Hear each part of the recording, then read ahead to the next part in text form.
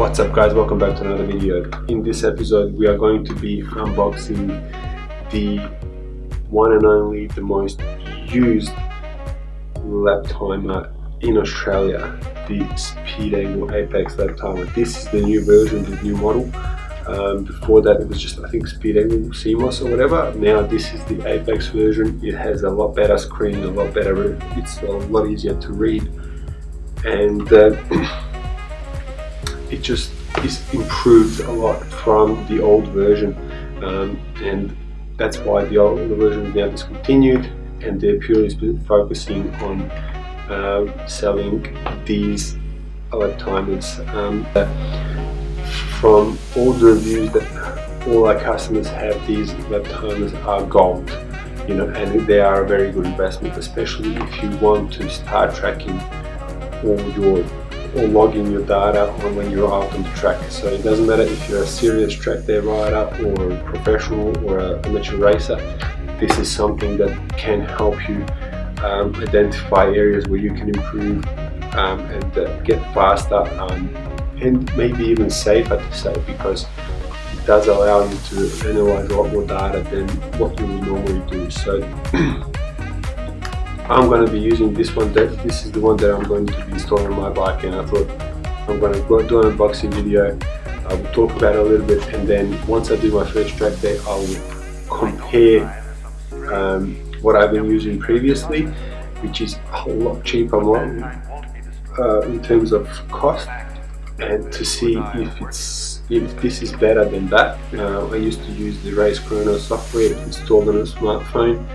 Some people swear by the Race Chrono software that they get the same lap times as what compute time is showing when they're racing around Victoria or in Australia.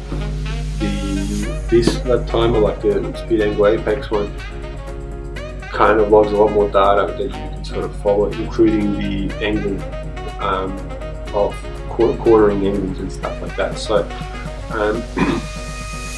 a lot of people say and think that the Race Chrono is very accurate. There are certain things that, you know, I'm going to talk about later that I think might not be the case, and that's why I think these laptimers like the Speedangle are better to have if you are purely focused on doing more track days and you want to improve your lap times and have more accurate data. So without talking further, let's jump into the unboxing video. Alright guys, welcome back to, here we go. So that's the box. As you can see, the first thing to notice is the price that we have written down, which is, well, we used to do $545, now it's $539. The box itself, very simple. It has some specifications on the back on what makes this machine work so well, or toy actually works so well. As you can see there, the key is the 10 Hz GPS sampling rate, and we will get to that a little bit later during this unboxing video. So let's quickly open the box. Sorry that I'm shooting the video one-handed because I have to hold the camera in the other hand. Oops.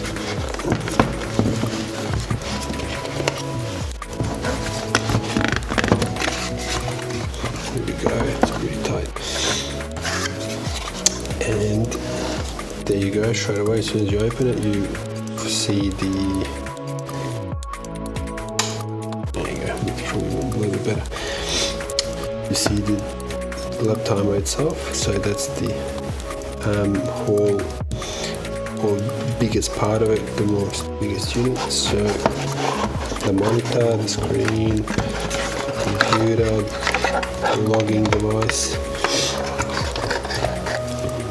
and inside you see the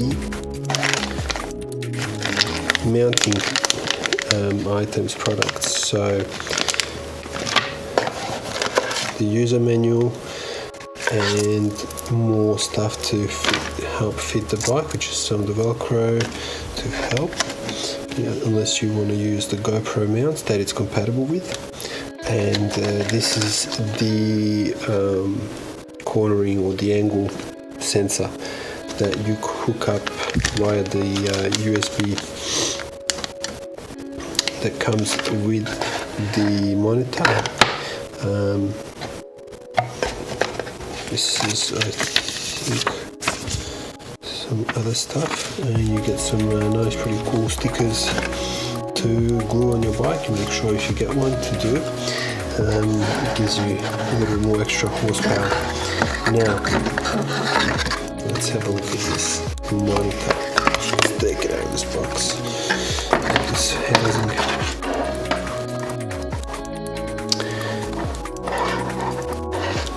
As you can see, this is also used for charging as well as for the angle sensor.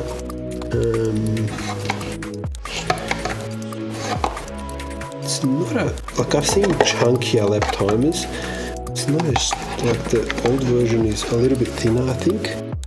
The CMOS version, well, this one's a little bit thicker, but it has a lot better and much more readable screen than the previous version. And don't get confused, so these are not the buttons there. The buttons actually are on the bottom. Now, one thing to note straight away is, compared to other certain cheaper laptimers that you can get, this laptimer is actually water resistant. It's not waterproof, but it is water resistant, so you can use it in a wet race or wet track day or wet session, and it will not fail on you.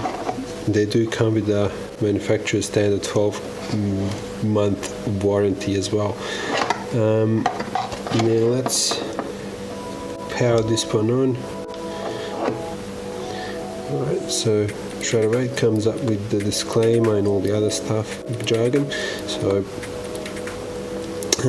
this is, I think, the standard screen that it comes with. As you can see, it does automatically search for tracks.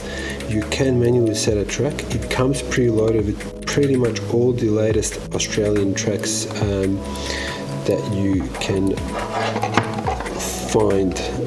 You can actually make it learn. If there is a track that's not loaded on, you can actually make it learn the track.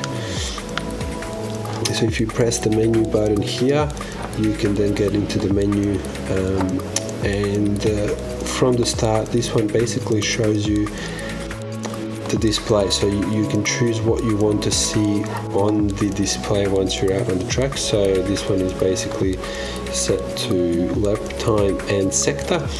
The button on the right, the arrow button, is the enter button, so you can use that to change the display. So for example, if I click on the enter button here on the bottom, it changes, so you can see the lap time and the angle and the G forces, and then you can see the lap time only.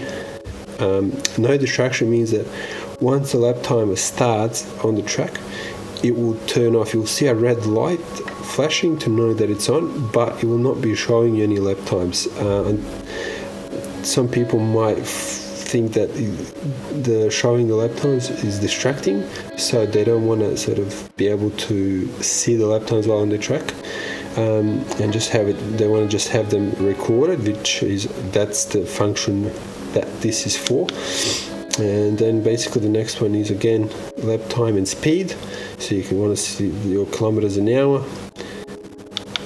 I find that this is probably like the one that I'm going to be using, which is the lap time and sector. And then if you want to move down, you go back to the menu button. You can then preset here. Sorry guys. At what kilometers an hour speed you want the lap timer to start the operation. So obviously turn it on before you go to track. You turn it on maybe around 5 minutes before you actually do hit the track. That way you make sure that all the satellite connections, GPS connections are made. and working, and then basically as you go out on the track it will start automatically, so you don't have to actually do anything with this one. You basically just turn it on a little bit before you go out on the track and it does it. You can set the kilometers an hour that you want to activate on, so basically again you press the enter button and you can go through the preset settings, 10k, 30k, 60k. I'll leave it at 60k. Now if we move down, it says here stop timer at 60 seconds idle, which is perfectly fine. So if you stop your bike, park it, you leave the timer on, it will stop it once it's not seen any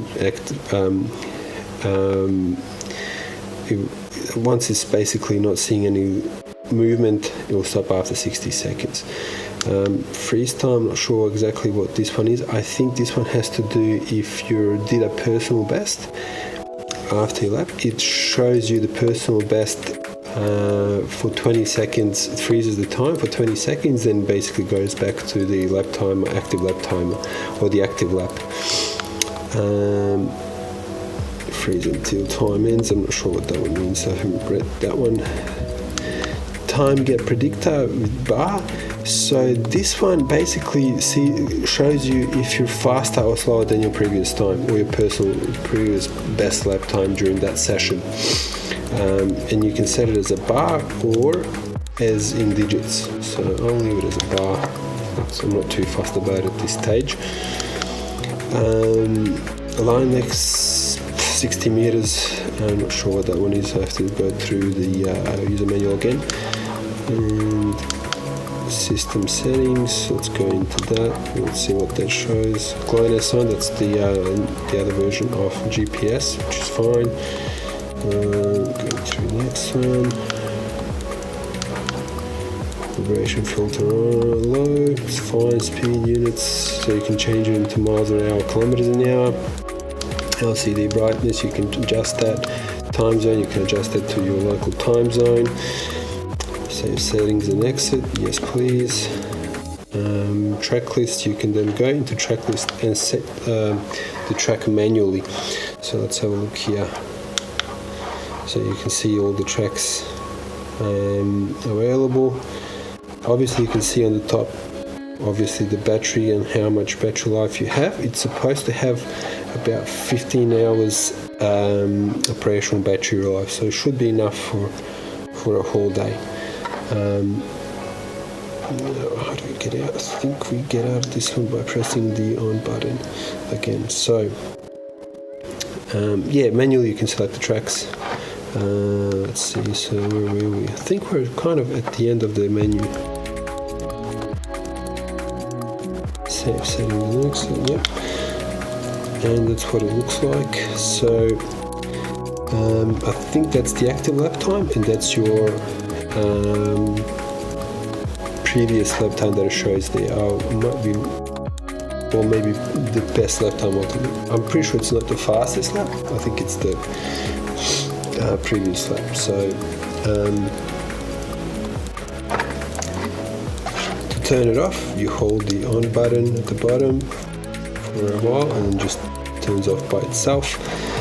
Alright guys, that's the unboxing video of the Speedangle Apex lap timers. Now, before I finish this video, just a quick one in regards to the lap timers. So one of the capabilities of it is that you can use Google Maps to overlap your map of your lap times to analyze them a little bit better, and you can actually, what's it called? See a virtual lap around the track when you use that data. It does also allow you to export that data and overlay it over video. Now you have to use a third-party software to do that. We'll also include the links in the video description. You can go to those, hit the links, go to those websites and buy a license, and then use that software to help overlay the data, like the kilometers an hour, location of the track, sector times, lap times, everything onto your GoPro video. So that's one of the capabilities that this laptimer does have and can help you with. Apart from that, I'm looking forward to using it on track and to see how it all works personally, and I will have a little bit better review of this device and how it compares to some other devices as well in the future videos. Until then, if you like this video, make sure you hit the like button, and if you like the content that we are producing, make sure you hit the subscribe and the notification bell next to the subscribe button. That way you will be always informed when the new content is live on YouTube on our channel. Until then, make sure you have a safe Christmas and Happy New Year if you don't see you before that, and see you then. Oh, one more thing. The laptimers are currently on a Christmas holiday special on the Superbook Accessories website, so you make sure you hit the link below, and you can get them now for $495, I believe, instead of the $545 retail recommended price that you normally would pay. Yeah, so link below if you want to make use of that special. See you next time.